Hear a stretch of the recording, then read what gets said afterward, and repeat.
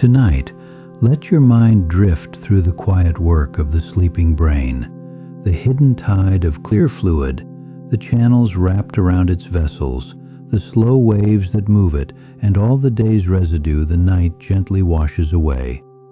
There is nothing to do now. Let yourself rest. The room has gone still around you. Beyond the walls the day is winding down, but here in the dark there is nothing left that needs doing. You have reached the soft edge of the evening, and you are allowed to stay. Let the light be gone. Whatever screen was glowing, whatever small task tugged at you an hour ago, set it down now. None of it will follow you here. The darkness is not empty. It is simply the room resting alongside you. Feel the surface beneath you taking your weight. The mattress, the pillow, the cool turn of the sheet against your skin. You do not have to hold yourself up any longer. The bed is holding you without hurry, asking nothing of you. Notice your breath without changing it. In its own time, it is already slowing, growing longer and softer, the way a tide draws back from the shore. Each exhale loosens something. You're not doing this on purpose. Your body remembers how. Somewhere within, your heartbeat is easing too. The steady drum that carried you through the day is stepping down, softening its pace, settling into the slow rhythm it keeps at rest. You need not listen for it. It knows the way down. Let the weight arrive in your feet first.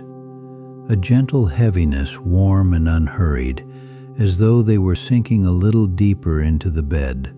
There is nowhere they must go tonight. They can simply be heavy, and that is enough.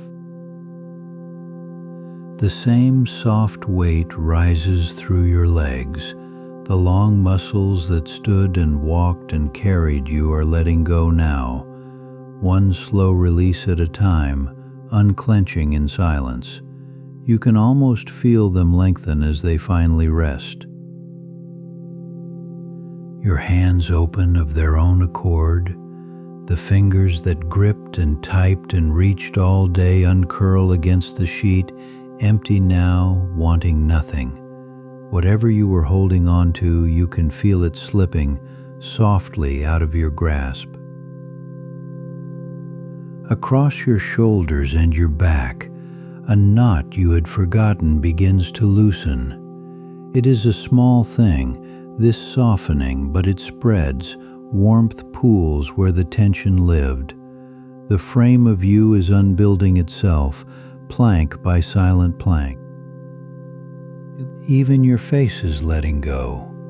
The brow smooths, the jaw so often set without your noticing, comes gently apart. There is no expression left to hold, no one to hold it for. Your face simply rests the way still water rests. And the mind too is beginning to settle. The thoughts that raced all day are wandering off now, unfinished, losing their urgency in the hush. You do not need to follow them. Let them fall away toward the far edge of the room. If a worry surfaces, let it float. You need not solve it, not tonight. It can bob there gently and then move on, the way a leaf turns once on the surface of a slow stream before the current carries it away. The chatter is thinning to a murmur, and the murmur to a hush. In its place comes something wider and softer, a spaciousness you rarely feel by day. This is not emptiness. It is room being made quietly for what comes next. Think of an old house at the close of the day. The doors are locked. The lamps are dimmed. The last footsteps have climbed the stairs. In the silence, the house begins to settle, easing its timbers, breathing out the long day. You are settling in just this way, not shutting down, not ending, but coming to rest so completely that a different kind of calm can begin. The stillness you are sinking into is not the absence of life, it is a threshold. Because sleep, it turns out, is not the closing of a door but the crossing of one. On the far side, in the hush you are drifting towards, something in you has waited all day for exactly this stillness to begin. There is a kind of work your body can do only once you stop, not the reaching and deciding of the day, but a slower, hidden tending that begins when you grow still and dark and calm enough to allow it. You will not feel it happening, and you are not meant to. It asks nothing of you but your willingness to let go a little further, to loosen your hold on the day and let the stillness slowly deepen around you. So there is nothing left for you to keep watch over. Whatever the night intends to do for you, it will do gently on its own, needing only that you rest here and ask no questions of it. Let the weight grow heavier still. Feel yourself sinking, slow and warm, past the surface of waking, into the soft dark where the body rests, and something quiet stirs to life. You are safe here, you have nowhere else to be. The breath is long and slow now, the heartbeat low, the muscles loose and warm and forgotten. The mind is a still room with the lamps turned down. Every part of you is coming at last to the same gentle stillness. And in that stillness, though you cannot see it, a kind of tide is beginning to gather, a slow, clear current, waiting for you to sink a little deeper before it begins to move. You need only continue to let go. The day has fallen away behind you like a coat left at the door. Ahead there is only rest, and the calm, unhurried work of the night, and the soft dark carrying you gently downward toward the deep of sleep. So settle, sink. Let the last of the day dissolve. The house is at peace. The tide is gathering, and everything you needed to do is done. All that remains is to rest, and to let the stillness begin its gentle, ancient work.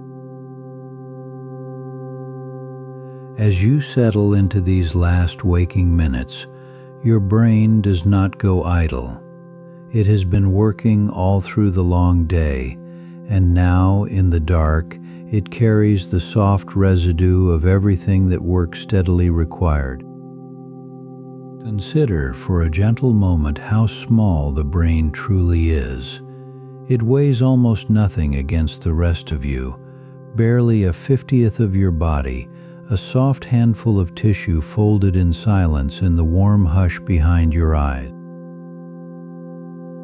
And yet this small thing is the hungriest part of you. It draws close to a fifth of all the energy your body burns awake or asleep, as though a great warm fire were kept lit inside one very small room. A fire that never quite goes out. Every thought you had today, every glance, every remembered face was a small flame of activity, and flames, however lovely they are to burn, leave a faint trace of ash behind. This is nothing to fear. It is only the way of living things. A body at work is a body that makes waste, gently and constantly, the way a warm hearth leaves soft gray drifts along its still edges. Your muscles do it as they carry you through the hours. Your heart does it, beat by steady beat, There is no organ that labors without leaving something behind, and the brain, for all its wonder, is no exception. So through the long hours of your waking, a fine residue gathers, not a flood, not a crisis, only the soft leavings of a mind busy being itself, settling like dust in the still light of an afternoon. These are byproducts of all that burning, spent fragments of the day's chemistry, small worn pieces the cells set aside once their work is done, easing out into the narrow silent spaces between one cell and the next. In most of your body, this is no trouble.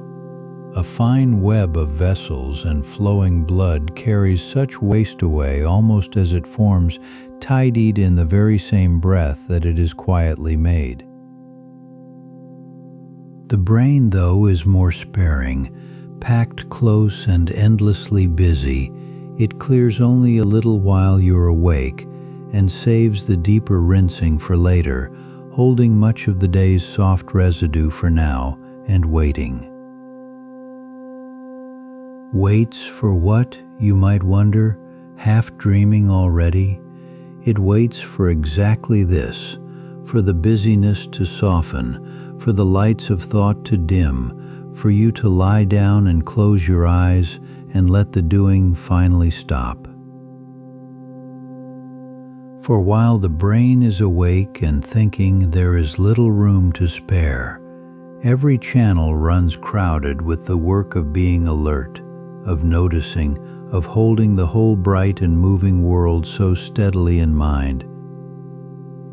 The cleaning, it turns out, is unhurried. It does not interrupt your day or tap you on the shoulder mid-thought. It simply steps back and lets you live, and keeps its own hushed appointment for later on. And later means now. It means the hush that gathers as you settle, the slowing of your breath, the loosening of the day's tight grip. This is the very hour the tidying has been waiting for all along. There is something tender in that arrangement. All day the brain gives itself entirely to you, to your seeing and choosing and remembering, and asks nothing in return until you at last set the day down. Think of a house, warm and full, alive all day with footsteps and voices indoors. No one sweeps the floor mid-conversation. The tidying waits kindly for the guests to grow sleepy and the rooms to fall still. And notice, none of this means the sleeping brain goes silent and empty. It only trades one kind of work for another, setting down the day's watchfulness to take up a slower, more inward-tending kind of care. None of what it holds is heavy. None of it is urgent. It is the most ordinary thing in the world, the gentle cost of having been awake, of having thought and felt and moved through one long day. And knowing it is there asks nothing of you tonight.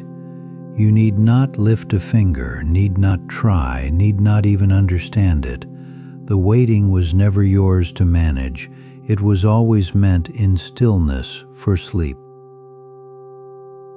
For sleep is not an absence, not a simple switching off, whatever it may feel like from the outside. It is a turning toward a time the brain has reserved to attend, at long last and without hurry, to itself. So let the day's small residue simply be. Let it settle where it lies. It is not a burden you carried down into the night. It is only the work that the coming hours have softly promised to take up. There is a kind of trust in that, older than any of us, the quiet knowing that the tending always comes, that whatever the busy hours leave behind, the still hours will gather up and gently carry away. You do not have to picture it or hold it or hurry it along in any way. You have only to grow heavier and slower, and to let the waking fire bank itself down into embers warm and low. In a moment we will follow what happens next, the slow tide that rises to do this gentle work.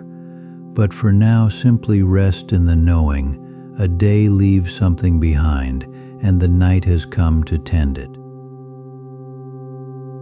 For most of the time we have studied the body, one quiet question went unanswered.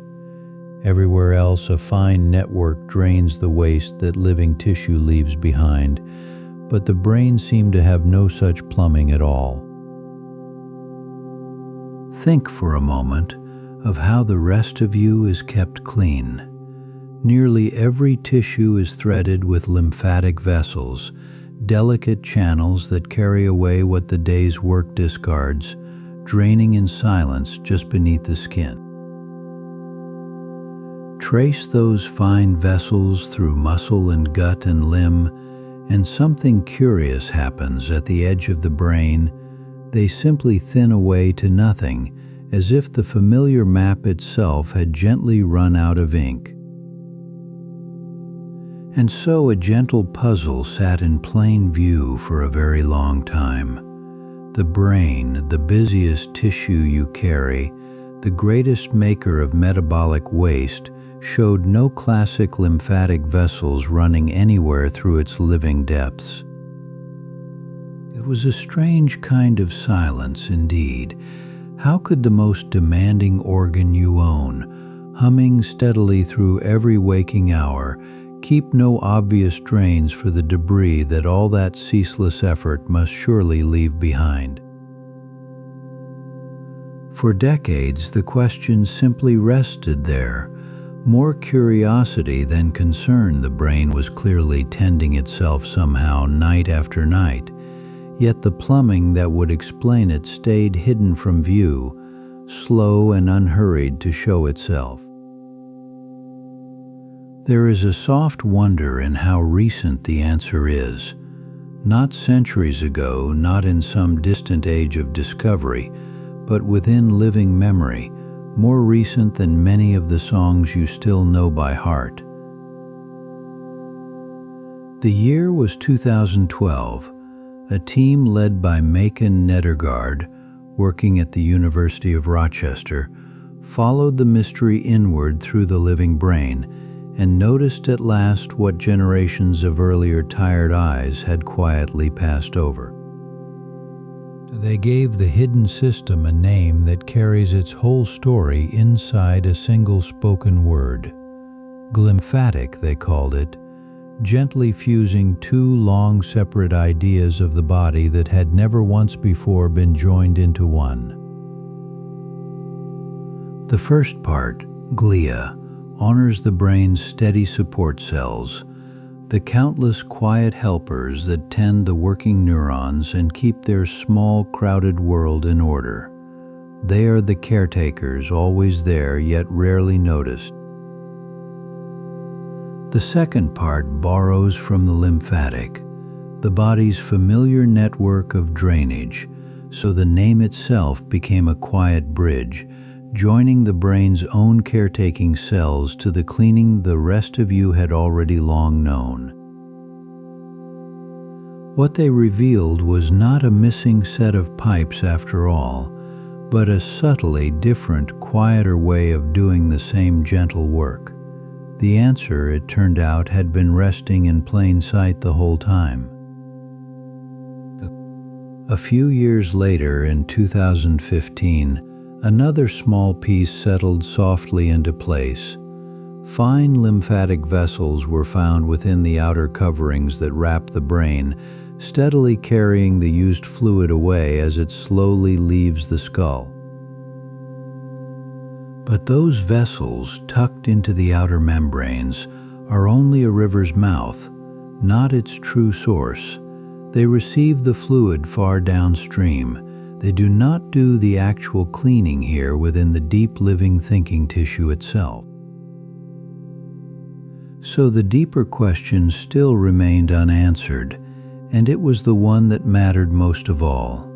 If no ordinary vessels reach into the living tissue, then how does the brain from deep inside keep itself so clear?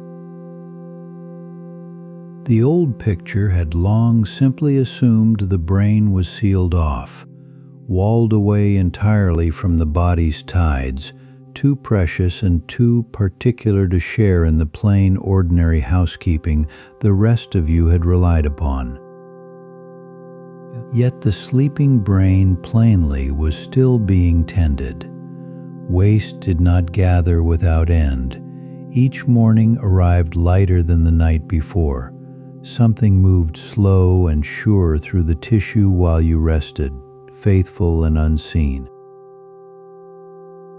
The great revelation was that the brain needs no separate maze of new vessels to stay clean. It had found another quiet route, one folded into structures already present, waiting only to be recognized for what it did.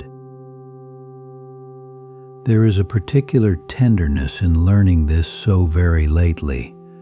For all our long centuries of looking, the very mechanism that makes our rest restorative stayed just beyond the edge of what our instruments could ever see. It means the ground beneath this story is still fresh, its words barely more than a decade old. We are among the first who get to know by name the quiet thing that has always kept us clear. And perhaps that is only fitting. The quiet cleaning was always happening, faithful through every single night of every sleeper who ever lived, long ages before anyone had ever thought to give it a proper name to hold. The brain kept its own quiet order across all those long unlit hours, asking nothing in return and explaining nothing, simply doing the slow and unhurried work while the whole world drifted and dreamed on high above it. We only recently learned how to truly watch, and what we found was not an absence, not a flaw in the old design, but a solution so graceful it had gone unnoticed while resting in plain open sight. So let the mystery settle now, gently answered. There is a way the brain washes itself clean, hidden all along in the spaces you're about to follow, tides that only truly rise when you let yourself rest. Beneath the bone, in the hush you have already sunk into, there is water. Not a metaphor, but a real and gentle sea, clear as glass, that has held your brain afloat since long before you were born. This is the fluid the cleaning depends on, and it is almost nothing. A thin, colorless liquid, more like meltwater than like blood, watery and weightless, moving through the still rooms inside your head. It is made deep within, in soft, frond-like tissue called the choroid plexus, tucked inside the hollow chambers at the center of the brain. There, drop by slow drop, clear fluid is spun from the passing blood. Those chambers are the ventricles, a set of connected caverns threading the core of the brain like still pools. From them the fluid seeps outward, filling every space it can reach, and settling around the brain like a tide come in. There is nothing cloudy in it. Hold the thought of the clearest water you have ever seen, a spring, a glacial lake, and this is clearer still, so pure it seems less a liquid than a held breath of light. At any single moment, only a small amount surrounds you, something near 140 milliliters, a little more than half a cup, cradling the whole of your brain and the long stem of your spinal cord. That gentle half cup does not merely sit, it reaches down the spine, wrapping the delicate cord that carries every message of the body, so the same clear sea that bathes your thoughts also bathes the nerves that move you. Within this fluid, your brain does not rest on anything. It floats, suspended in the clear tide, weighing almost nothing, its full heaviness dissolved into the water the way a swimmer forgets their own weight in the sea. Were the fluid drained away, the brain would sag under its own weight against the skull, but it never does. Buoyed and cushioned, it hangs in perfect balance, rocked by nothing louder than the slow pulse of your arteries. And this sea is never stale. Through the day and the night it is remade in silence, the old fluid drawn off and fresh fluid welling up, so that several times over, from dawn to dawn, the whole tide is renewed. Think of a clear pool fed by a hidden spring, forever refilling from below while its brim spills softly away. Nothing lingers long enough to grow still. The water you float in tonight is always gently new. This is why it can carry things off. Fresh water, always arriving, always leaving, a current with somewhere to go. Whatever the busy day let gather has, in this tide a clean stream ready to receive it and bear it away. Here is where the two stories meet. The cleaning system you have been sinking toward does not invent its own fluid.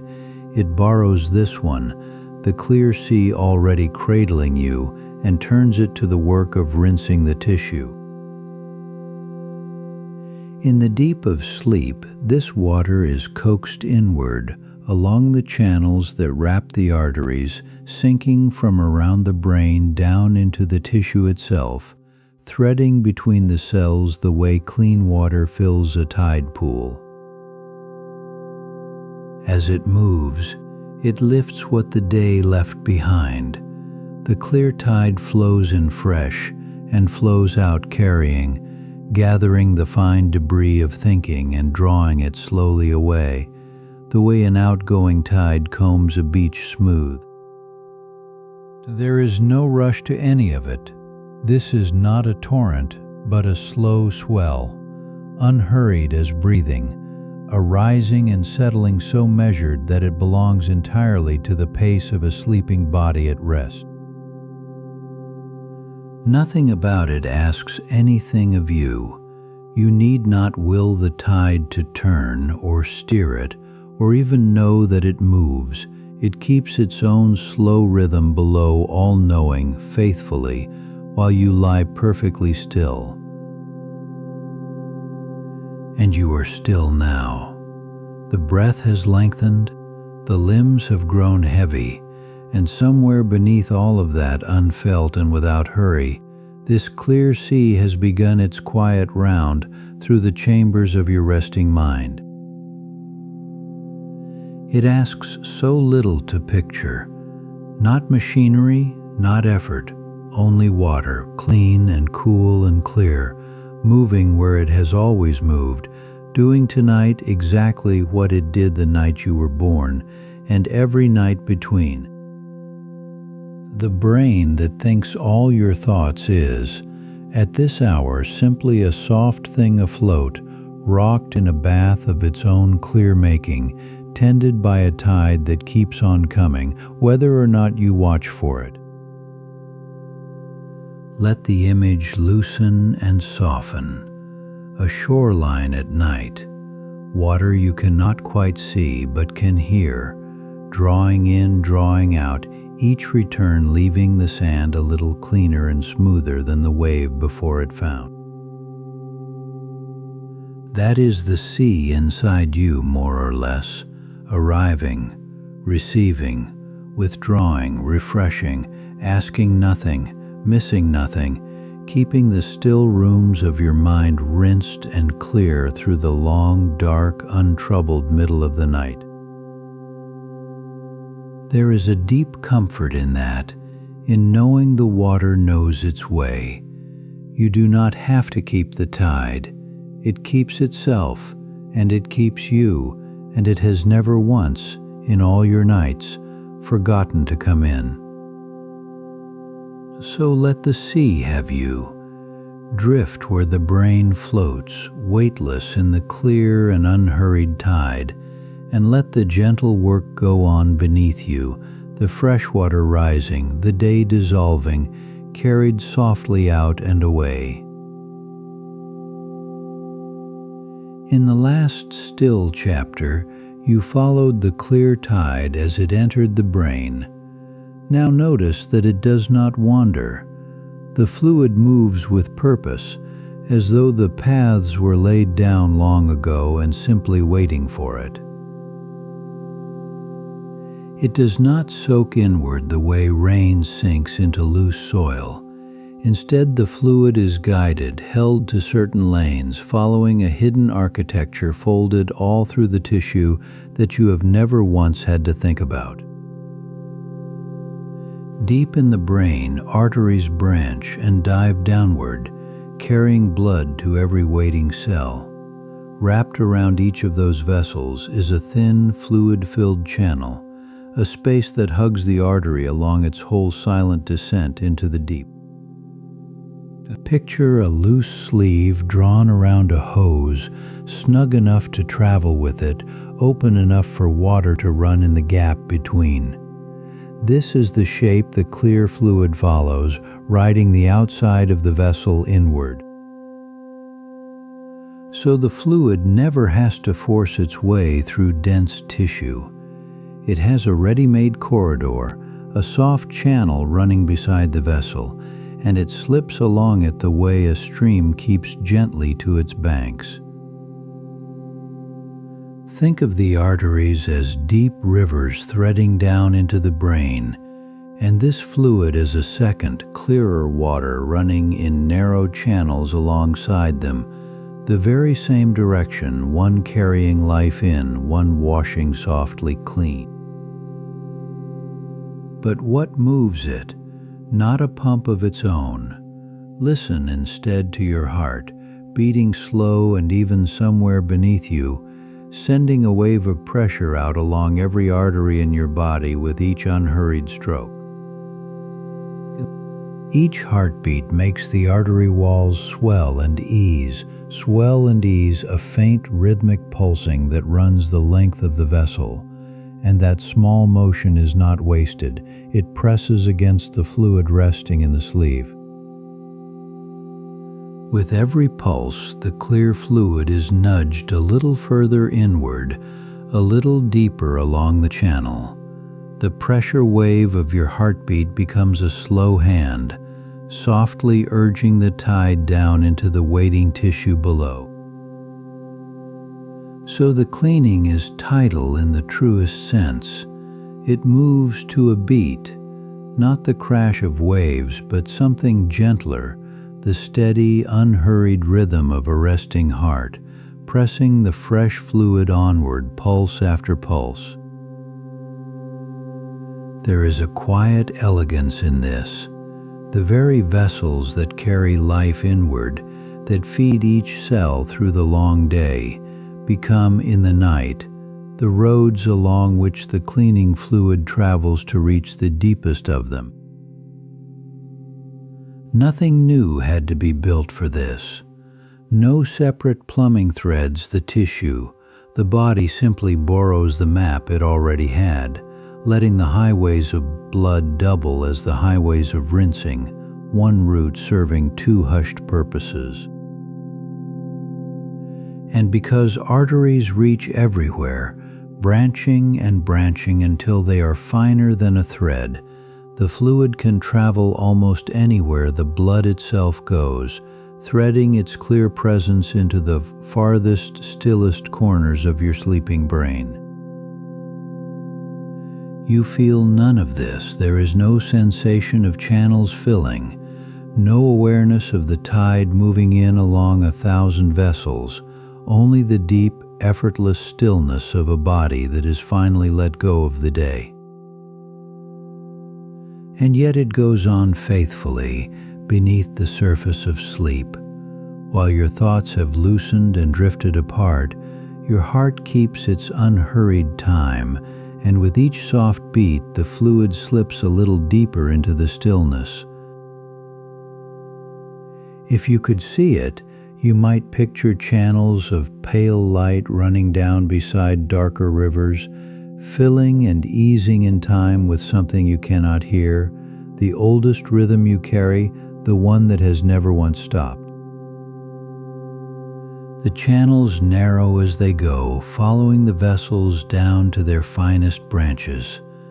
And there in the smallest passages, the clear water waits at the very edge of the living tissue, poised at last to cross gently over. How the fluid steps out of the channel and into the tissue itself is a story for the next still turn. For now it is enough to feel the tide arriving, carried faithfully to the quiet threshold within. There is comfort in knowing the cleaning does not depend on effort or will.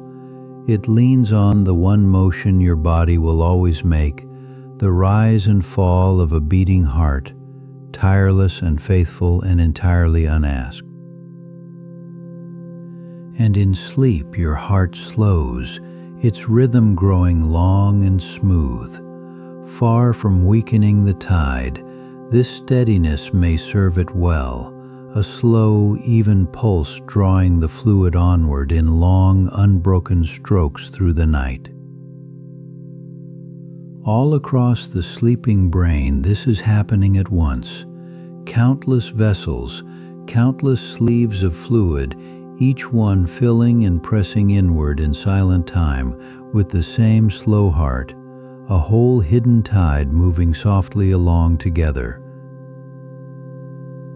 You do not have to guide it or hurry it.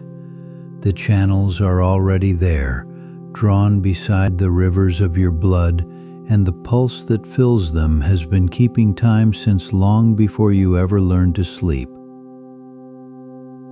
So let your attention rest, if it likes, on that faint far-off beat somewhere beneath you, slow even, sure. Each pulse is a small tide sent inward, a soft push of clean water into the quiet hush within. The channels are open, the rivers are running, the pulse keeps its unhurried time, and the clear tide moves deeper with each beat. There is nothing left for you to do now but rest and let it carry on. By now the tide has found its way inward, riding the soft perivascular channels that wrap each artery as it dives into the deep of you. But the fluid cannot simply pour into the tissue. There are gates, and the gates must open. Lining those channels, pressed close against the vessels, are cells shaped like stars. They are called astrocytes, a silent kind of glial cell, and their slender arms reach out in every direction through the sleeping brain. Each of those arms ends in a small, flattened foot, and the feet gather along the channel like hands cupped around a stream. Together they sheathe the vessel, tender and exact, holding the border between the fluid and the tissue. Picture countless small palms laid side by side, wrapping every winding artery in a soft glove of living cells. This is not a wall built to keep the tide out. It is a doorway, unhurried and waiting in stillness. Studded across those end feet are tiny pores, doors almost too small to name. They are the water channels called aquaporin 4, and each one is a gate made for a single purpose, to let the clear fluid pass through. Through these openings, the tide slips out of the channel and into the tissue itself, moving from the space around the arteries into the still ground where your cells rest. The gates decide the pace of everything that follows. When you sink into deep sleep, these doors stand ready, and the fluid moves through them in a steady, unhurried stream. There is no rush at any single gate, only the sum of a great many opening at once. Imagine them opening in unison, a whole hidden landscape of doors easing wide together, and through each one a thread of clear fluid crossing into the tissue. The effect is never a flood, but a gentle, even seep. Beyond the gates, the fresh fluid meets another. The spaces between your brain cells are already bathed in their own still moisture, the interstitial fluid, and the newcomer folds into it like a stream joining a calm pool. Where the two waters mingle, the day's dissolved leavings loosen and lift. The waste that gathered while you thought and moved is taken up into the moving fluid, carried gently off the surfaces where it had settled. And so the mixed tide begins to travel again, drifting through the narrow spaces, sweeping what it has gathered along with it, easing everything it carries toward the veins and the slow way out of you. The whole passage depends on those small doors. They are the reason the tide can enter the tissue at all, the reason the clearing reaches every hidden corner rather than pooling uselessly at the outer edges. Without them, the fluid still arrives at the vessels, but it lingers there, unable to cross. The flushing slows to a fraction of itself, and the waste that should have lifted stays a little while longer. So much rests on something so small. These gates are microscopic, folded into cells you will never feel, and yet the freshness of your morning is silently decided along their invisible edges while you sleep. There is a kind of tenderness in it, this fitting of tiny pore to open channel, this readiness of the stars to open their hands the moment the deep of sleep arrives and the tide comes calling. No effort reaches your awareness. You are only breathing, only resting, and beneath that stillness the gates give way in their soft rhythm, letting the clear water in as though it had always been welcome here. The stars do not tire. Their feet hold the vessels through the long hours, their doors easing and settling, keeping the border open while the rest of you lets go completely. And the fluid, once it has crossed, does not wander aimlessly. It follows the shape of the tissue, threading between the cells, always leaning toward the veins, always carrying its gathered burden a little further out. Think of it as a slow rinse reaching the finest grain of you, drawn cell by cell through gates no wider than a molecule, thorough enough to miss nothing, gentle enough to disturb nothing at all. This is why the border is not a barrier but a threshold. The stars are not guarding against the tide, they are inviting it, opening the smallest of doors so the clearing can reach wherever it is needed. And when the work of the night winds down, the gates simply rest as they are. No closing ceremony, no alarm, only a quiet settling as the fluid slows and the tissue holds what it has been given. There is a marvel in knowing this happens in you tonight. Without a single instruction from you, a whole architecture of stars and water tending the deep places while you sink further and further into sleep. Somewhere below thought, The astrocytes hold their steady posts, their end feet cupped around every vessel, their pores easing open in the dark, so the clear tide can pass into the places that most need rinsing. So let the gates do their gentle work. In the hush beneath your resting mind, the stars are opening their hands and the clear tide is passing through, and there is nothing for you to do but rest and let it in. All through the waking day, the brain holds itself close, its cells packed shoulder to shoulder, the narrow lanes between them barely wide enough for a whisper of fluid to slip past. It is a crowded, busy place. There is a reason the cleaning could not happen then.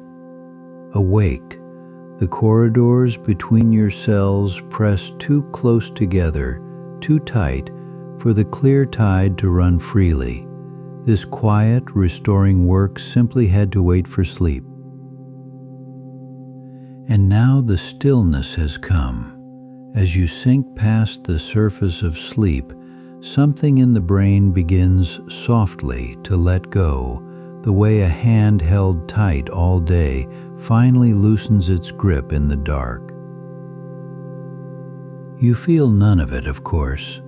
There is no ache, no motion you could name, only somewhere far beneath awareness, a settling, a spreading ease as the tissue of the brain itself begins slowly to open. The glial cells that were crowded together draw in a little, each one shrinking by the smallest measure, and in that gentle drawing in the spaces between them widen. Room appears in silence where a moment before there was almost none. It is a real physical change, not a figure of speech. The gaps between the brain's cells swell, and the fluid-filled space that runs among them grows by roughly 60% wider, by more than half, as you fall asleep. Picture a dense forest at dusk, the trees standing close, and then imagine the paths between them slowly broadening until what were foot-worn traces become open lanes, easy to walk. That is what happens in the sleeping brain. There is a reason for the opening, gentle and chemical. All day a wakefulness signal, norepinephrine, keeps the cells pressed tight. As sleep deepens and that signal fades, the tissue is finally free to loosen and spread apart. For the clear fluid we followed earlier, this is the moment it has been awaiting. The narrow places have eased, the passages have opened, and now it can flow freely where only moments before it could barely trickle. And so it does. With the corridors widened, the tide moves faster through the sleeping brain than it ever could in the waking one, sweeping deeper, reaching further, carrying a little more of the day away with every slow, unhurried pass. This is the heart of it, really, the reason the whole system waits for sleep. Not stubbornness, not chance, but simple architecture. Only when these hidden spaces open wide can the cleaning truly begin its quiet work. There is something like relief in it, a deep, body-wide exhale you never had to choose. The brain, held so carefully all through the long day, is allowed at last to unclench, to soften, and to make room. Into these widened channels, the clear cerebrospinal fluid slips, mingling with the fluid that already bathes each cell, so that the whole crowded tissue is gently flooded and stirred from surface to depth, all through the quiet night. Nothing here is hurried and nothing is forced. The opening happens gently, on sleep's own schedule, the way a tide comes in without any effort, filling the low, waiting places simply because the way is finally softly clear. The fluid threads between the cells now, touching what it could not reach an hour ago, gathering the fine, invisible residue of a long day's thinking into its slow, unhurried current and drawing it gently along. What was too tight to rinse while you moved through your day becomes, in this stillness, wide enough to cleanse. The very shape of the brain slowly shifts to allow it without your ever asking or knowing it is so. And with that shifting, the pace of the cleaning changes entirely. What would have lingered for long hours in the crowded waking brain is loosened and lifted far more gently, far more swiftly in the open sleeping one. You are doing nothing to make this happen, and that is the quiet wonder of it. You have only closed your eyes and let go, and the spaces within you have parted all on their own to do their work.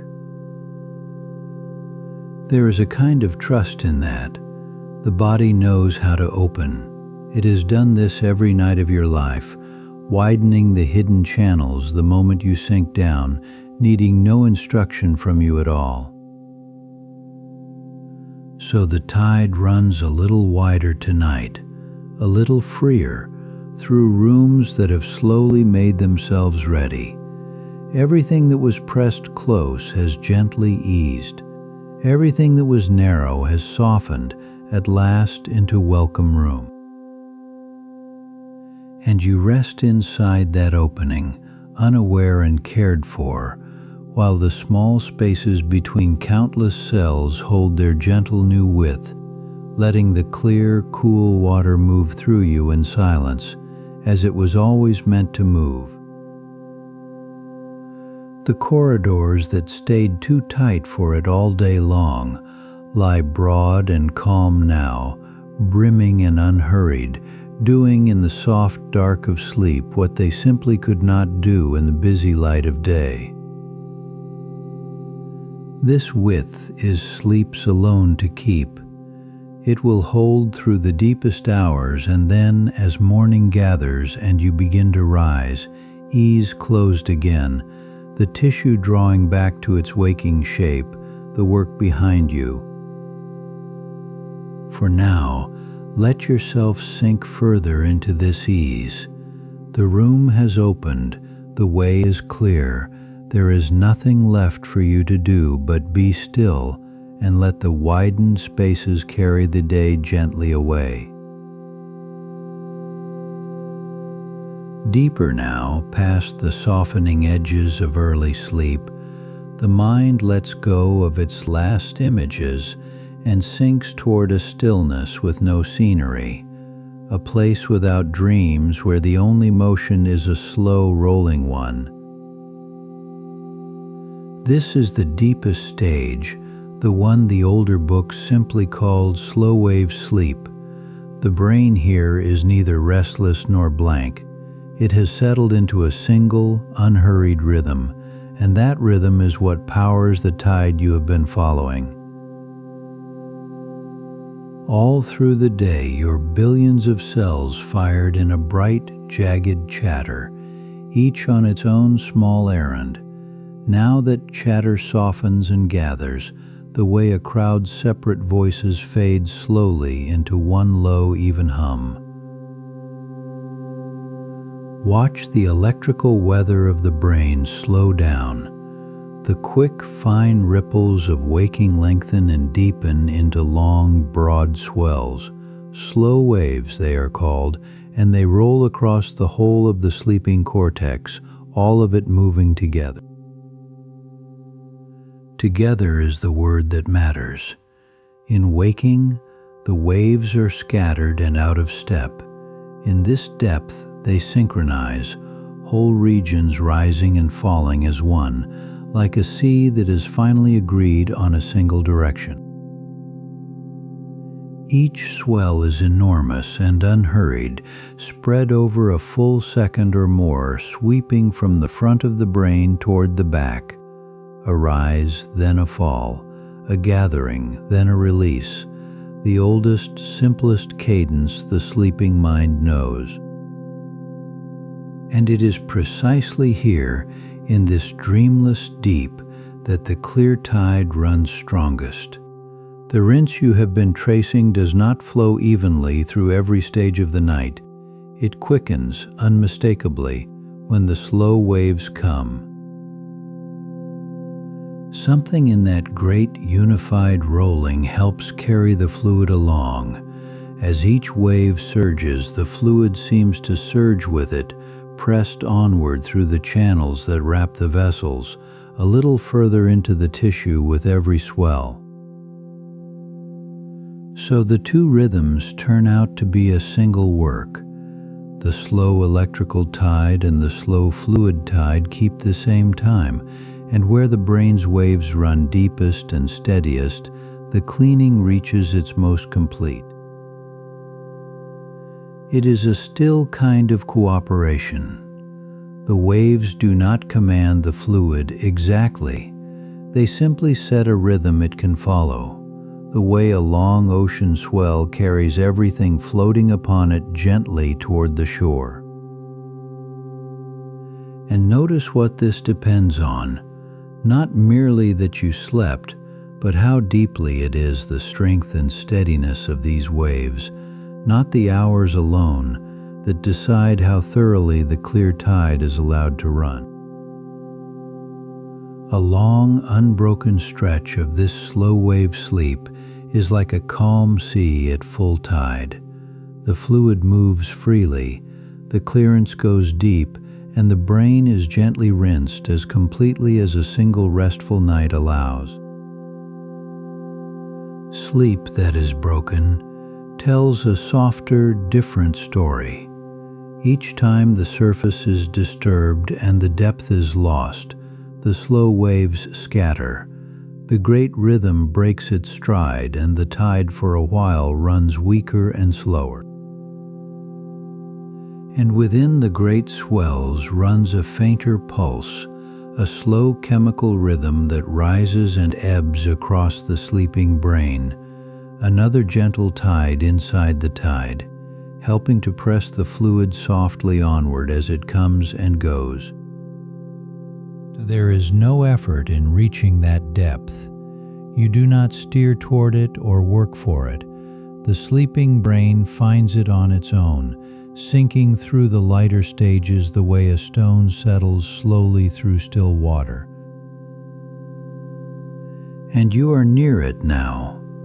Feel how the thoughts that carried you here have grown slow and rounded, losing their edges, spacing themselves further apart, until between one and the next there is only a soft, widening hush. Let that spacing widen. There is nothing left to hold or finish tonight.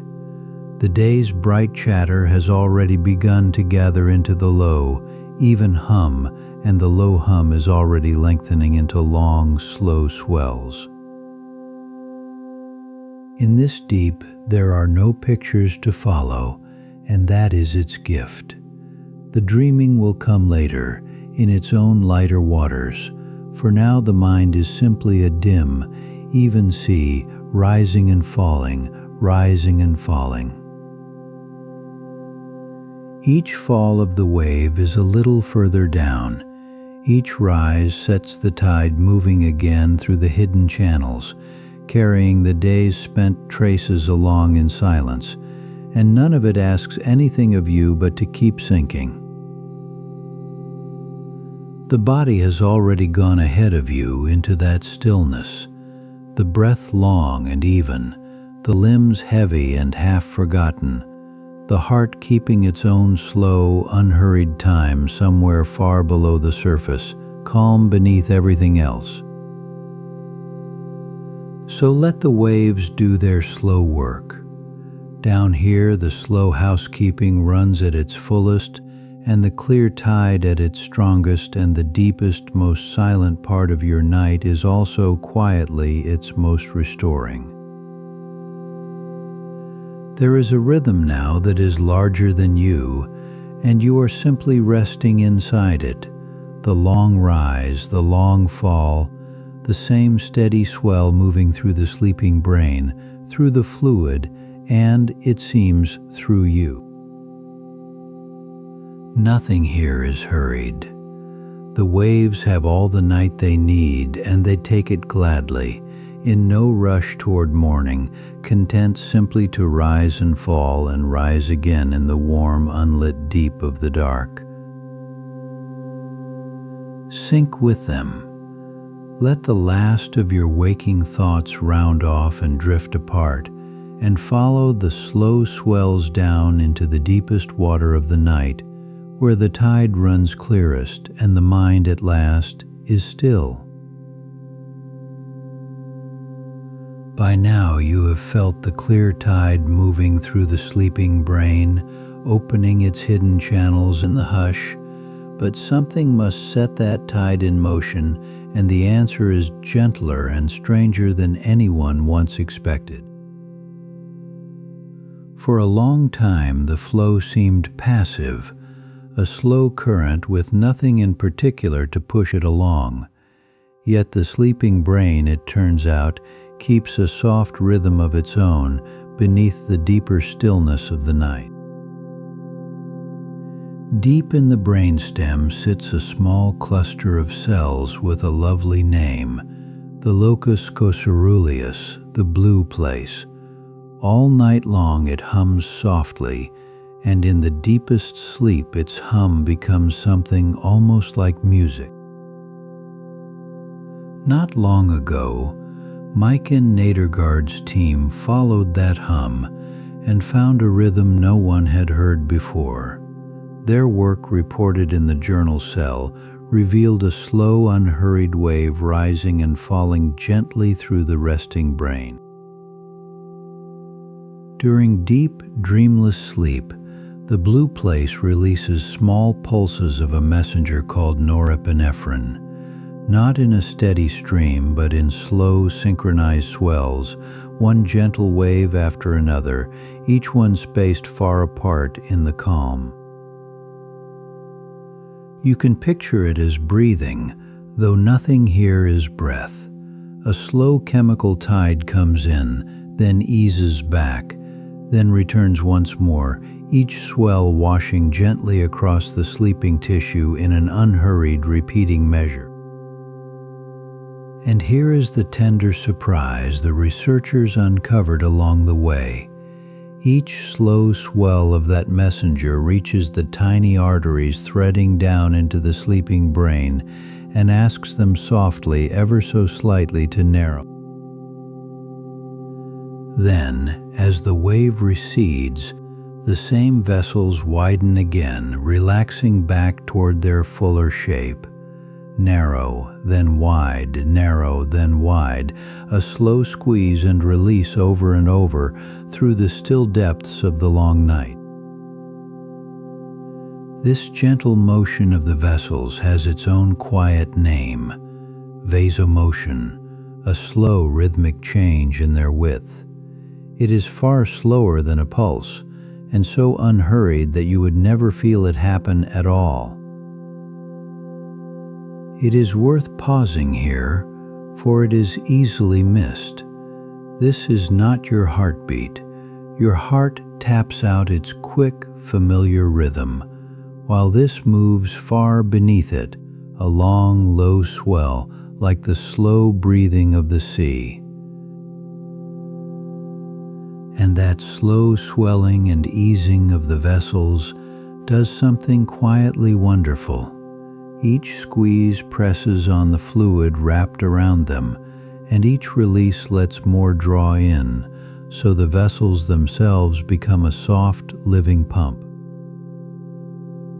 Squeeze, and the clear tide is nudged forward through the channels that wrap the arteries. Release, and fresh fluid slips in behind it. Wave after wave, the sleeping brain rocks its own cleansing waters slowly along. All across the sleeping brain this happens at once. Countless small vessels swelling and easing in the same slow time, a whole soft chorus of gentle pumps moving the clear tide onward together through the deep of the night.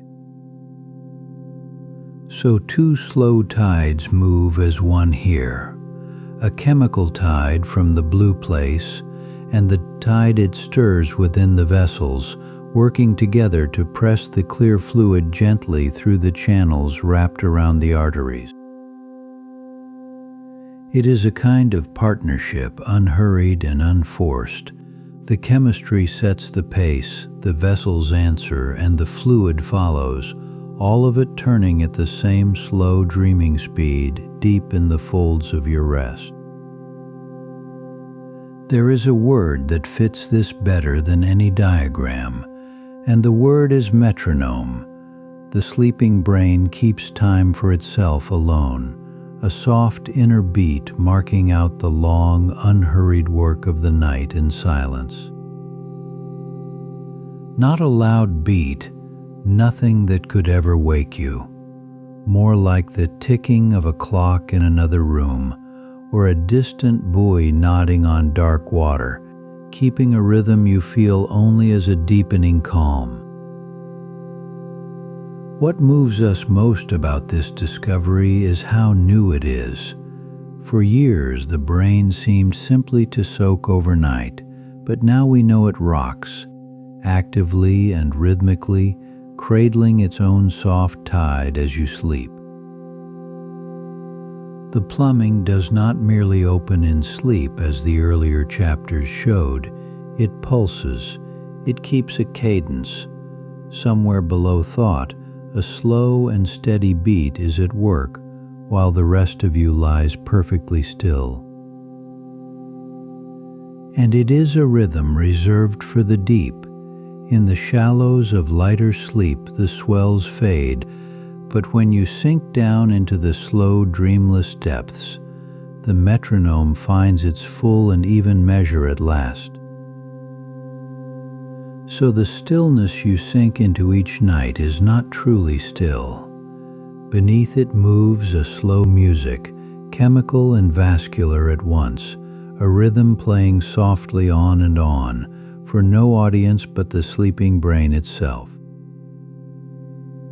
Perhaps that is the loveliest part, that it asks nothing of you. You do not have to keep this time or tend this tide. You have only to let the deep come, and the rhythm begins entirely on its own. There is a quiet reassurance in simply knowing it is there. Even now, as your breath slows and your thoughts loosen and drift, that steady metronome may be gathering itself, waiting for the depths where it likes to play. Let that thought settle over you like a slow wave. A tide you cannot feel is preparing to rise, keeping its own gentle time, ready to move softly through you the very moment you sink down into sleep. By now you have drifted down past the shallows, and the room around you has gone soft and far away. There is a place in every night where the tide runs strongest, and you have just reached its still shore. The deepest sleep does not spread itself evenly across the hours. It gathers instead near the beginning, pooling into these first hushed hours as though the night hurries to give you its richest, slowest rest before anything else. Remember the slow waves that roll through the sleeping brain, broad and unhurried as swells on a calm sea. They stand tallest and most steady now, in these opening hours, more so than they will anywhere else tonight. And because the clear tide of cleansing rides upon those very waves, this is when the washing runs deepest. The early night is when the brain's silent housekeeping does the far greater share of its gentle, unnoticed work. For as you sink this deep, the tiny spaces between your brain cells slowly widen, opening room for the fluid to move. It flows more freely now than it ever could while you were awake, unhurried and thorough. Think of it as the first and most thorough rinse of the night. While you lie farthest from waking, the fluid moves between your cells, carrying away the fine residue that a long day of thinking leaves behind. You do not have to do anything to earn this. It simply begins on its own. Once you have fallen far enough into sleep, the gentle tide arriving the way tides always do, without ever being called. There is a reassurance folded into this, if you will, let yourself hear it. So much of the night's restoring is already underway, already accomplished, long before the small cold hours of the deep morning ever arrive. As the hours pass, the character of sleep will slowly change. The waves grow shorter, the sleep turns lighter, and the dreaming grows richer, the later night belonging far more now to story than to this deep stillness.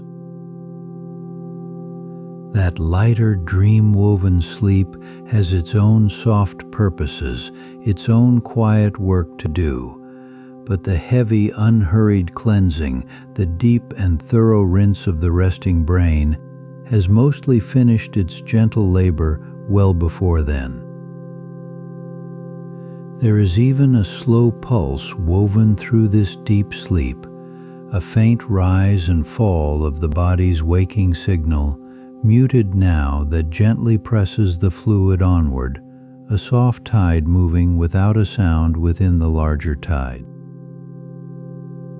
Among the fine debris the tide carries off are the small proteins your long day of thinking leaves behind, the ones that gather in silence when sleep runs short. Tonight in the deep they are simply and gently rinsed away. Which is why the moment you first sink down carries a soft weight all its own. The beginning of your night, so easy to overlook and let slip, is where its deepest and most faithful restoration quietly lives. So there's a gentle reason to let go early, without waiting, without holding the day open 1 hour longer than it needs to be. The sooner you sink, the sooner all of this good unhurried work begins. You need not measure or count any of it. You need only allow the falling to loosen your grip on the long evening and let the deep come up to softly find you, the way it always has. Feel how the body already knows the way down. It has made this same slow descent thousands of times before, and it will make it now smoothly and surely if you simply stop resisting the gentle pull downward. There's nothing left for you to finish tonight. The unread page, the unanswered thought, the small unfinished task, they will all keep until morning, and the soft cleaning of your mind will not wait for any of them. And each night you fall asleep near the same familiar hour. You hand this early tide a steady rhythm to keep, so the slow waves gather when they are meant to, and the deep hours arrive faithfully on time. Somewhere below your slow and even breathing, the tide is already turning through you. It does not wait for the morning. It works here in the dark, deep in stillness, in these very first quiet hours of the night. You have carried your whole day into this bed, every glance and worry, every small effort and ache, and now, in the deep of the early night, all of it is being softly gathered up and carried back out. There is no urgency in any of it. The cleansing moves at the unhurried pace of slow water, sure and complete and calm, asking nothing at all of you but that you stay down here a little while longer. Let this knowledge settle you rather than stir you. The best of the whole night is not somewhere far ahead of you, it is here, right now, in the first still fathoms you have already so gently reached. So sink a little deeper now into the early hush, unhurried and unafraid, with nothing left to hold and nothing to fear. The gentle tide has already begun, and it knows its own slow way through you. Rest here at the very beginning, where the deep and silent work is done. The night has only just closed softly over you, and already unseen and unbidden, it is making you clean and whole and new. So the tide moves through you now, slow and unhurried, and it is carrying something. Not all of what it rinses from the quiet spaces between your cells is nameless. Some of it has a shape, a name worth knowing gently. All through the day your brain worked without rest, and work leaves traces. Thinking has a residue the way a warm room holds the faint memory of everyone who moved through it. Small proteins gather, the ordinary crumbs of a working mind. Two of them travel with the tide tonight. One is called amyloid beta, the other tau.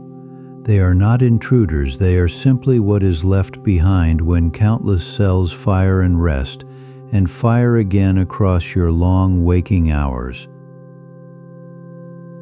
In a single busy day, a little of each is made, and a little is meant to be cleared. This is the quiet arithmetic of a healthy brain. What gathers by daylight, the night is built to carry away.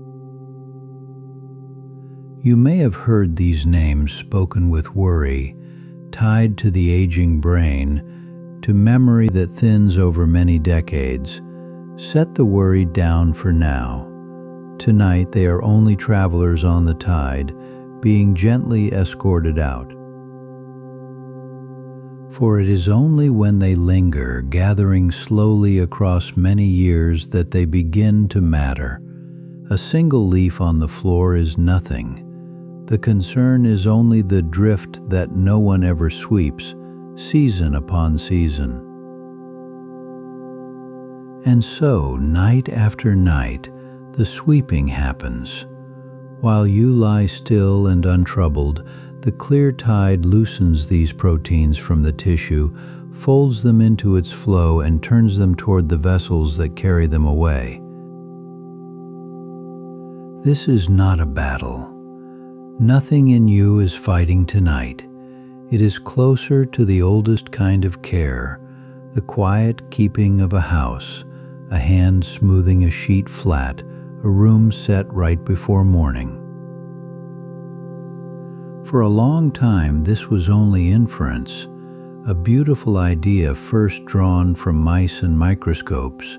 Then quite recently people themselves offered the proof, and they offered it simply by closing their eyes and sleeping through the night. In 2026, a small group of healthy volunteers, around 39 of them, took part in a gentle experiment. On some nights they were allowed to sleep as they always had. On others, their sleep was kept from them. Each morning a little of their blood was read like a tide chart. The scientists were looking for those very proteins, amyloid and tau, to learn where they had gone while the volunteers lay dreaming or lay awake. And here is the tender thing they found, the small surprise at the heart of it. After a full night of ordinary sleep, more of these proteins were present in the morning blood, not fewer, but far more. At first that might sound backward, but follow it softly. The proteins were higher in the blood because sleep had lifted them out of the brain and released them into the body's wider streams to be carried off for good. After the sleepless nights, those same markers stayed lower in the blood because they had never left. Without the deep hours, the tide had not risen quite high enough to reach them, and they remained where they lay. So the sleeping body was not idling at all. It was doing something you could measure by morning, emptying the brain of the day's residue, one quiet hour at a time, into the ordinary rivers of the blood.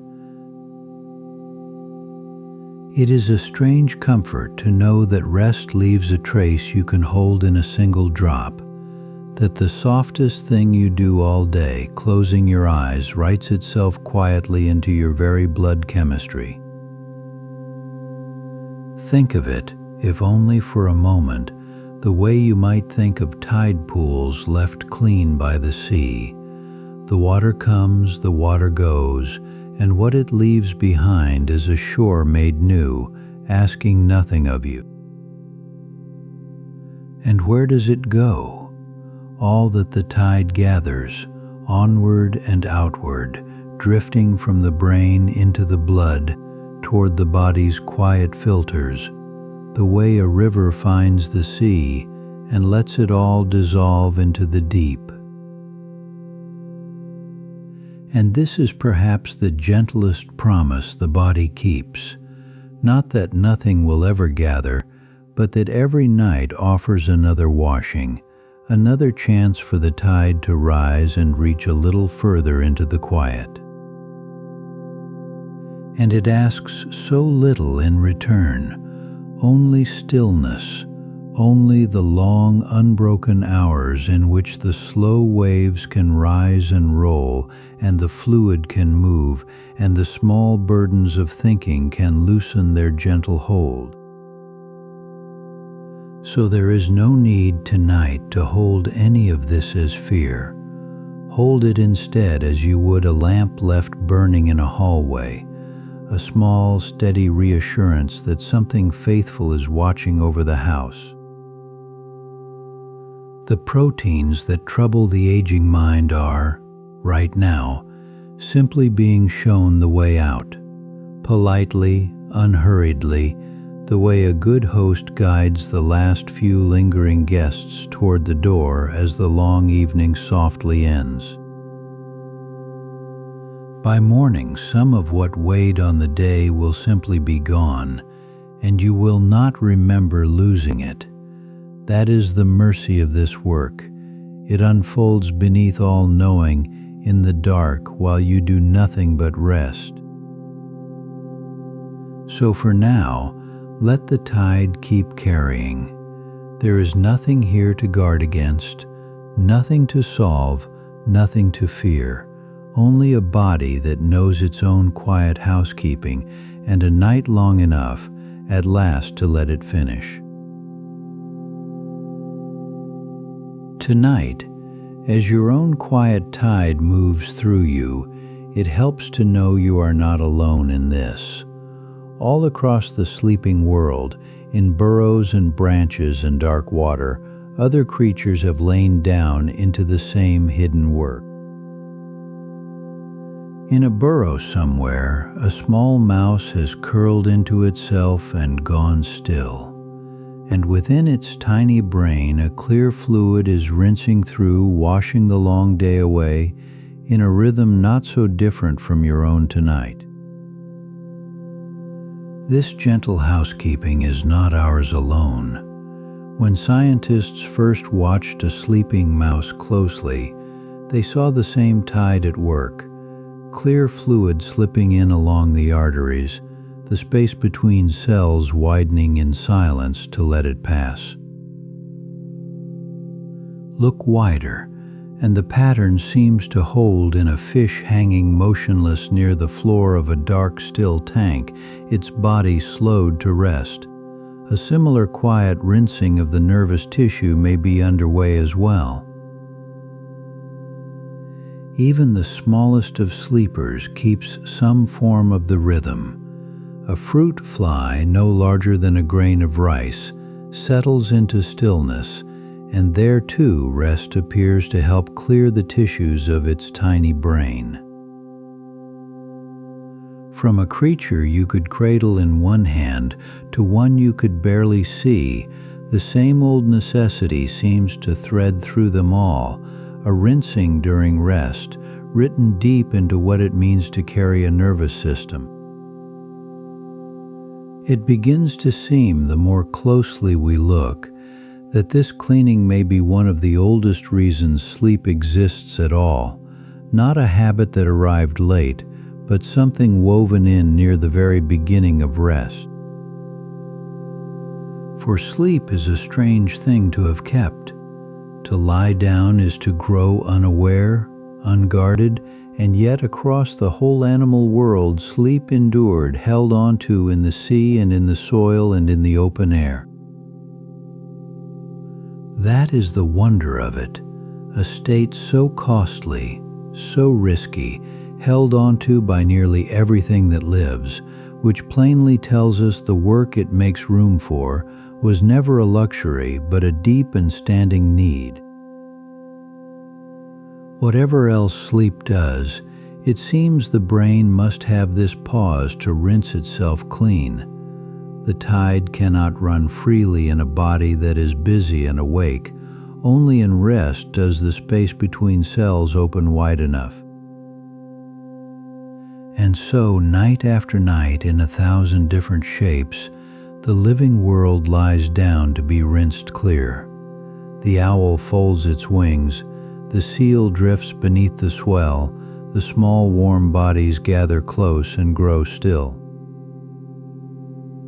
Each one, in its own quiet way, is doing the very thing you are doing now, letting a clear fluid move slowly through the hushed corridors of the brain, carrying off the fine residue that a day of being awake leaves behind.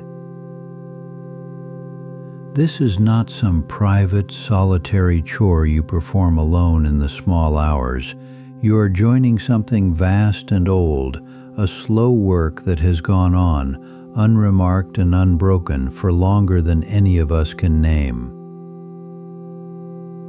Long before there were names for any of it, before glia, before the tide had ever been given a word, creatures were already sleeping to clean, trusting the night to do what their waking hours never quite could. The particulars differ, of course. A fly's brain and yours share little in size or shape, and the machinery is not the same. Yet the deep idea beneath them feels shared. Rest, and let the fluid carry the waste away. It is humbling and warming at once to belong to so old a lineage of sleepers, each brain across the long ages surrendering to the same slow cleansing current, the moment its own day was finally fully done. You can feel yourself settle a little further into that belonging now. This is not something you are made to do. It is something you get to join, along with every creature that has ever closed its eyes to rest. The tide asks nothing clever of you. It only asks that you rest, the same ancient price every sleeping thing has always paid, gladly and without complaint, for the deep, unhurried clearing that follows once the day is set down.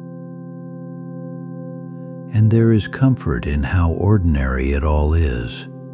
Not a rare gift, not some fragile trick of biology, but a common inheritance running steadily in the mouse and the fish and the fly, and in you tonight. So let the sheer wideness of it hold you gently. The whole living world, in its scattered dark and hidden places, is lying down just as you are, letting the nervous system be washed slowly and gently clean. Somewhere a small heart slows. Somewhere a body grows still on a branch, in a burrow, beneath the dark water, and the very same soft rinsing begins again, slow and unwitnessed, faithful as it has always been in every age.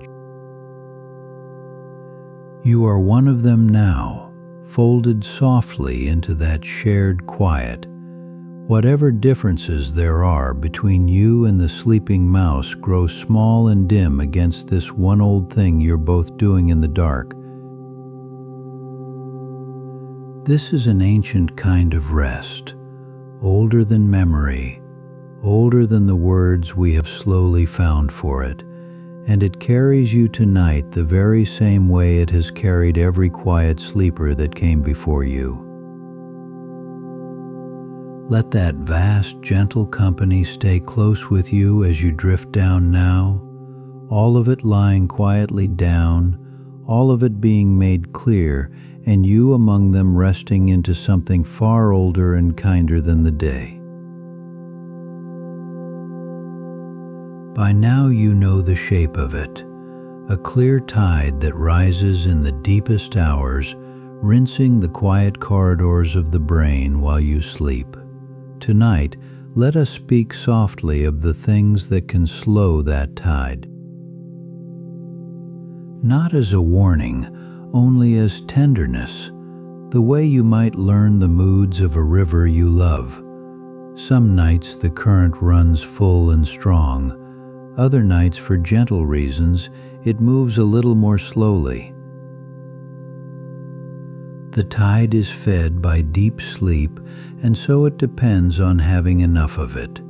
When the night is short or broken into pieces, there is simply less of that slow, dark time in which the fluid does its unhurried rinsing. A single restless night is nothing to fear. The brain is forgiving, and one full sleep can carry away what a shallow one left behind. This is not a ledger of failures, it is only the quiet arithmetic of rest.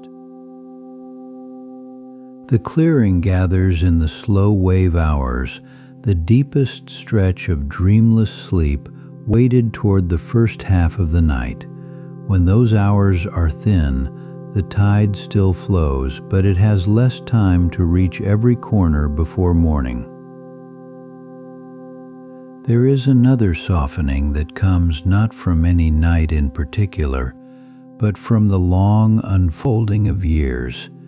Deep sleep, like so much else, changes gently as a life goes on, and the tide changes with it, without a sound. In the 20s, slow wave sleep pours in generously, a deep and easy tide. With each passing decade, it eases back a little, quietly, the way a familiar shoreline shifts and settles across a lifetime of tides. By around 70, many people have roughly half the slow wave activity they once knew in youth. It is not a loss so much as a settling, the body keeping a lighter, thinner version of that old deep tide. And still the tide runs. Older sleep is not empty sleep. The fluid still moves, the channels beside the vessels still open, the quiet work still goes on, the river narrows, yet it never truly stops flowing. There are things we take into the body too that can hush the current for a while. A little wonder lies even here in how sleep and its chemistry are woven so closely, so intimately together. Alcohol, for one, can blunt the process. It may bring drowsiness, yet it quiets the very deep sleep in which the clearing runs best. The rest it offers is often shallower and thinner than it seems. Certain sleep medicines can do something similar, and here the science holds a curious, gentle surprise about how this tide is truly powered, about the hidden rhythm that keeps the fluid moving through the night. You may recall those slow oscillations of norepinephrine, the soft rhythmic pulses that gently squeeze the vessels and help drive the fluid along its channels. They are in a way the engine beneath the tide. The common sleep aid zolpidem was found to dampen exactly those oscillations. It could bring on sleep, and yet by stilling that rhythm, it quieted the glymphatic flow moving softly beneath it. It is a tender paradox. Sleep that looks like sleep from the outside, while the hidden housekeeping slows, the lights go down, the body rests, but the cleaning tide moves more faintly than it might. None of this is meant to trouble you, or to turn rest into something you must guard against. It is only knowledge held lightly, the kind you can set down now and let it drift softly away. There is no prescription here, no rule to carry into the dark, only a soft noticing that the tide runs truest when sleep is allowed to arrive in its own natural, unforced, unhurried way. For the deep sleep that clears the brain best is not the sleep we push or chase or coax from a bottle. It is the sleep that comes on its own, when the body is simply allowed to let go. That kind of sleep asks for so little: a darkened room, a settled mind, a body that trusts it is safe enough to sink. The tide knows what to do if only we step gently aside. So there is no need to hold the night tightly. The very act of releasing, of loosening your grip on trying, is often what opens the door to the deepest, most restoring kind of rest. Think of it less as something to manage and more as something to allow, a homecoming your body already knows by heart, repeated faithfully across all the countless quiet nights of your life. The slowing tides, the thinner years, the passing softenings, they are all part of one long, forgiving rhythm, and within it, the simplest gift remains: a natural sleep, freely given and freely received. So let this chapter settle like the others before it. Nothing to fix, nothing to fear. The current is unhurried. It has waited for you every single night, and it waits for you still. And as the deep hours gather near, you can loosen your hold on the day entirely and let the natural tide rise, unforced, unhurried, to carry the quiet work forward while you rest. Somewhere in the deep of the night, the tide within you turns. The long work is nearly done. The quiet channels around your vessels still flowing, the fluid that rinsed the dark hours beginning ever so slowly to settle. You do not feel it happen, and that is the gift of it. While you slept, unaware, the soft current moved through the widened spaces between your cells, carrying the day away without ever asking you to wake. Now the corridors that opened so generously in sleep begin to narrow again. The extra room that made way for the flood was only ever borrowed, and gently, cell by cell, the tissue draws back toward its waking shape. As those spaces close, the clear tide recedes, the way water withdraws from a shore at the turning of the sea. It leaves the sand of you smoothed and rinsed, still in the pale hour before dawn. And it does not leave empty-handed. Threaded into that retreating current is much of yesterday's residue, the fine debris of a mind that thought and felt and worked all through its waking day. Among what it gathers are the used proteins of a busy brain, amyloid and tau, loosened and drawn silently off. Not all of it, but enough, and the enough is what makes the difference by morning. So the brain you carry into a new day is not quite the one you laid down. It has been tended in the dark, rinsed soft and clear along its hidden channels, made ready without any effort of your own. This is why a whole night, given fully to sleep, can leave you feeling washed through. That lightness you sometimes wake into is not merely a mood. It rests on something real, a housekeeping quietly completed. The clarity has a body to it. Beneath the felt sense of a sharp and open mind lies this overnight rinsing, the plain physical fact of waste carried out along your vessels while you rested in stillness. Think of the mornings after true rest, when thoughts come easily and the world seems to have its edges again. That ease is the tide's parting gift, the trace it leaves of a night spent softly cleaning house. And on the mornings that feel foggy, when the mind moves as though through soft cloth, that too has its reason. The night was simply shorter, the tide given less of its slow, unhurried time to work. But tonight is not one of those. Tonight the hours are yours, wide and open, and the current has all the time it needs to move through you and draw the long day away. So there is nothing here to hurry toward. The clear morning is not a thing to chase.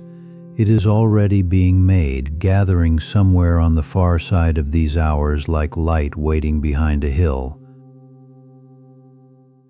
You need not reach for it.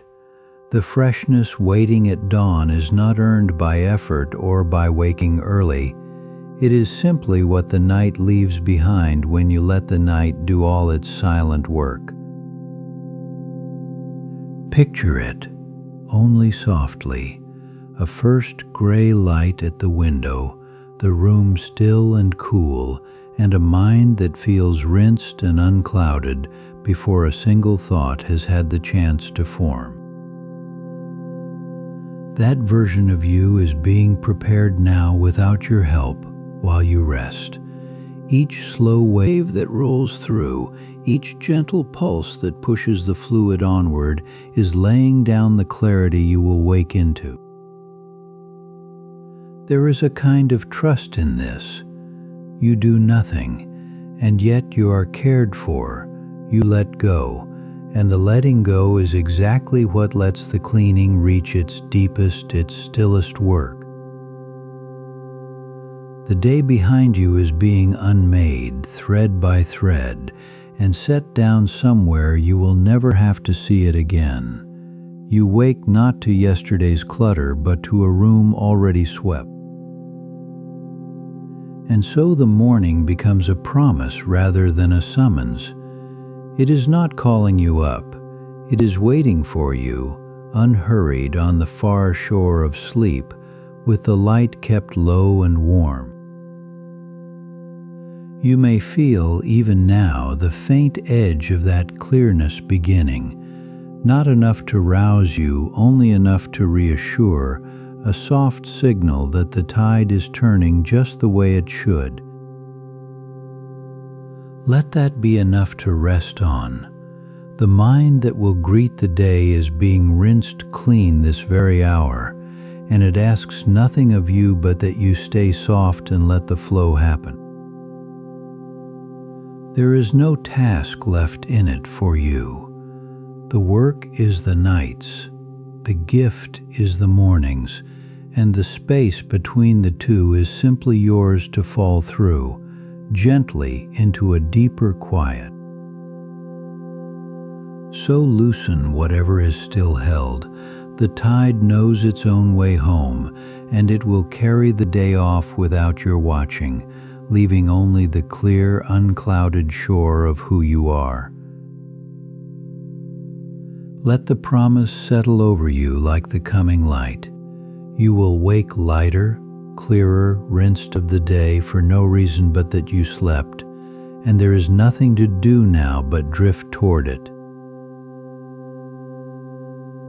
And so we come to the end of the long night's quiet story, back to where we began, to you, lying still in the dark, your breath slowing, the day at last loosening its long hold on your shoulders.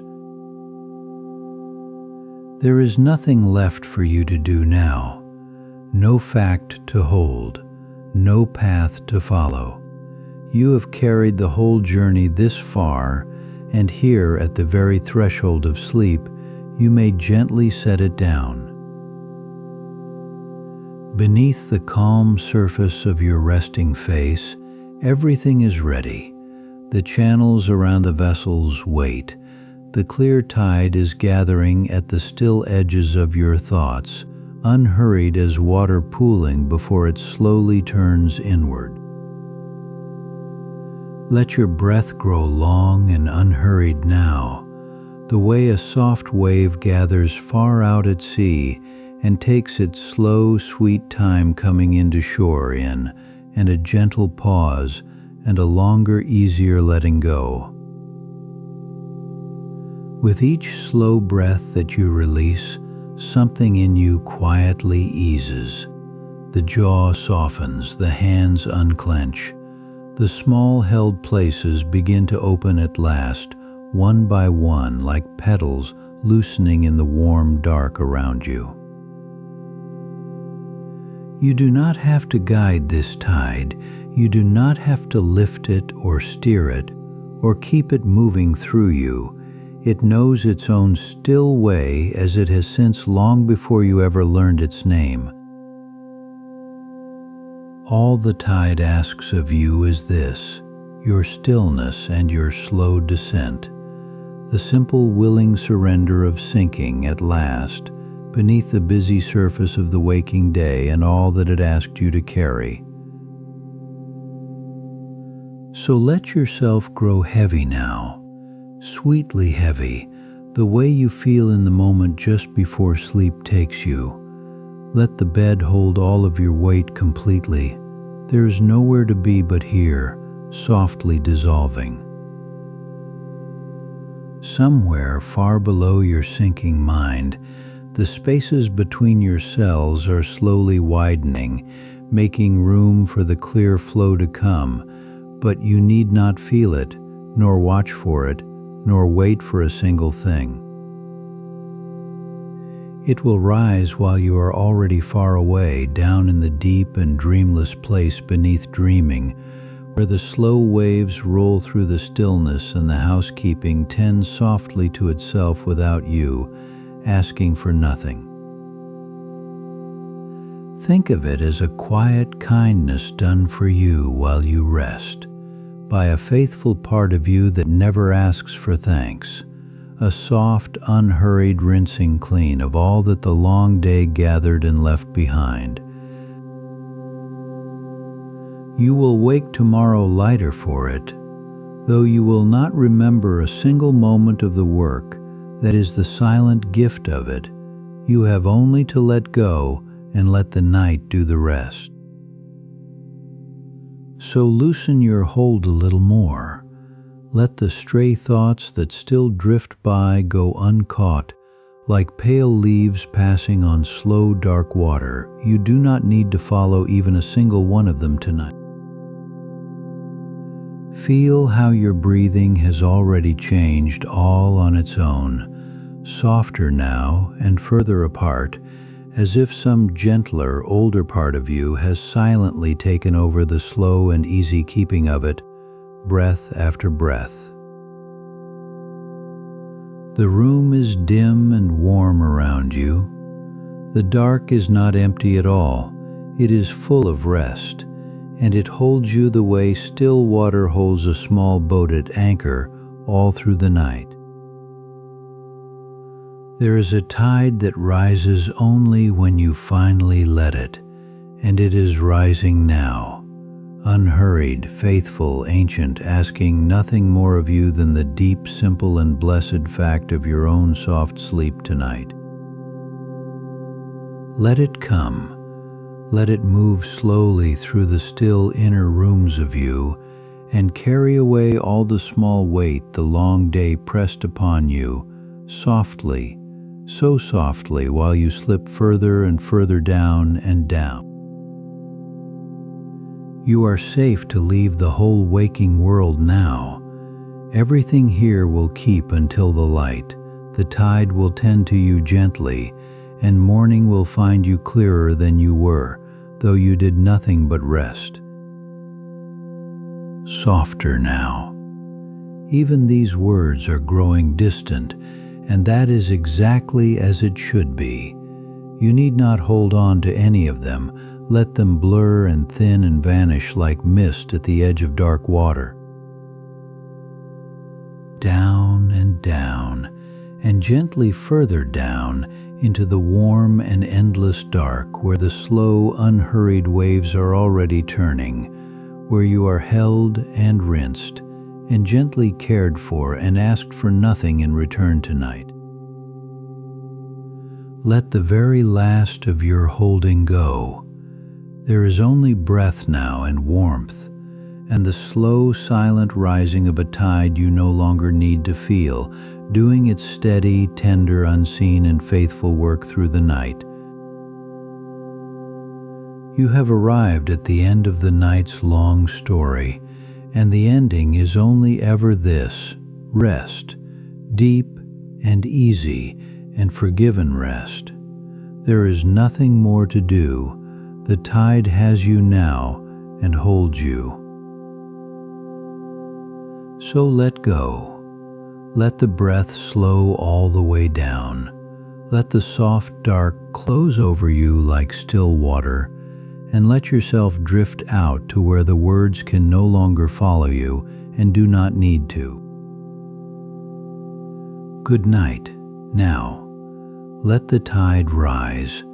Let it carry you softly, softly, all the way down into sleep, down past the words, down past the dark, into the deep, still hush where you are finally wholly at rest.